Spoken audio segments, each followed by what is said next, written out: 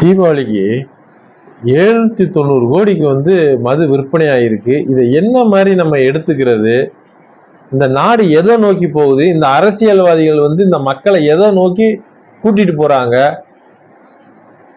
வீட்டுக்கு ஒருத்தனுக்கு வேலை வாய்ப்பை கொடுத்தா பரவாயில்ல, வீட்டுல ஒருத்தனை குடிக்க வச்சா என்னன்னு சொல்றது இந்த ஆட்சிய?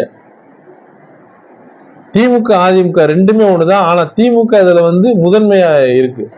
790 கோடிக்கு குடிக்கிறானாக்க எதுக்கு இந்த மக்களுக்கு இலவசம் கொடுக்கணும்?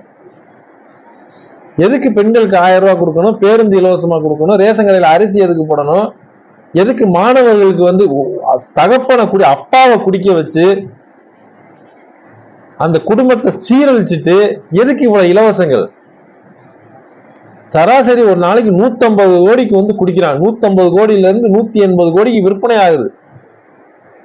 இவ்வளவு குடிக்கிறவனுக்கு இது இலவசம். வீட்டுல புருஷங்காரனை குடிக்க வச்சு குடும்பத்தை பசி பட்டினியா போட்டு காலை உணவு திட்டத்தை நிறைவேற்றலாம்.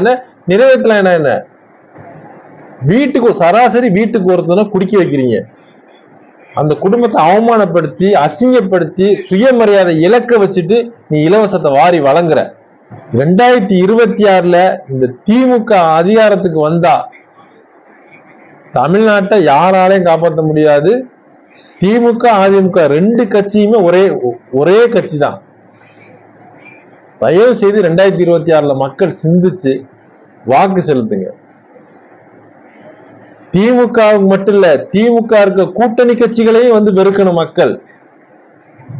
திமுக அதிமுக தனிச்சு நின்னா எந்த தொகுதியிலையும் டெபாசிட் வாங்காது.